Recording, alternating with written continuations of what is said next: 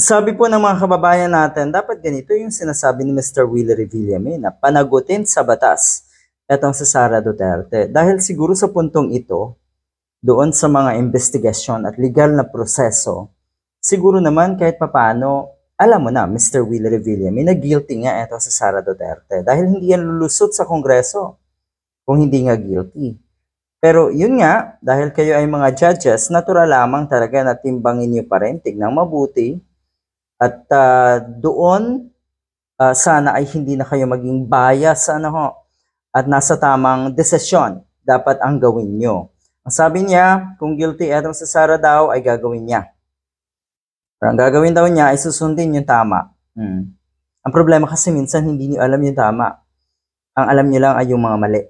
At yung mga maling yun, naniniwala kayo na yun ay tama. Lalo na po itong mga nasa paligid ni Digong, ganyan na ganyan. Pero kung hindi naman daw guilty, doon ako sa hindi guilty. Ang ibig sabihin, dapat daw ay linawin. Dapat daw ay linisin ang pangalan ni Sara Duterte. So ayan, ito po ang sagot ng mga taong nakikita natin na hindi talaga maaasahan. Hindi gagawa ng mabuti dyan sa Senado. Ang tama daw ay tama at ang mali ay mali. Sana nga, sana ganito. Sana nga alam niya ng mga tagasunod ni Sara Duterte at ni Digong. Dahil, kung alam nila yan, siguradong nakikiisa sila sa clamor na, yun nga, ma-impeach etong si Sara Duterte.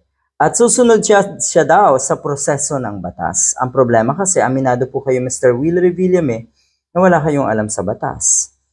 Kahit nga simpleng plataforma, wala kayong maihain. Kundi kuno ay batas para sa mga mahihirap ang gagawin nyo. Ay sa puntong yan, mukhang gamit na naman po.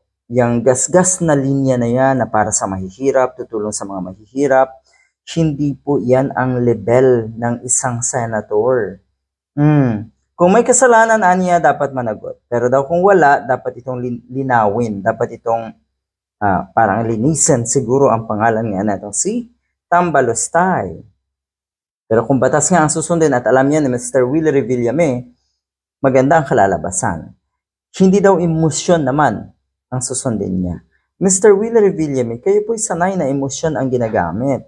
Lalo na po yung mga taong ang may kasalanan kasi na ito, kaya tumatakbo ito si Mr. Willie Revillame ay dahil kay Duterte rin.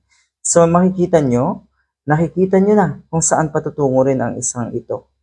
At sana, ulitin ko yung linya niya na dapat managot sa batas etong si Sara Duterte. Sana ganon. Maging consistent sana kayo dyan sa mga pahayag nyo na yan. Pero kasi, mas tinitimbang nyo, mas nakikita ng mga kababayan natin na mukhang papanig kayo kay Sara Duterte dahil sa puntong ito, alam nyo na guilty siya. Diba? Good luck.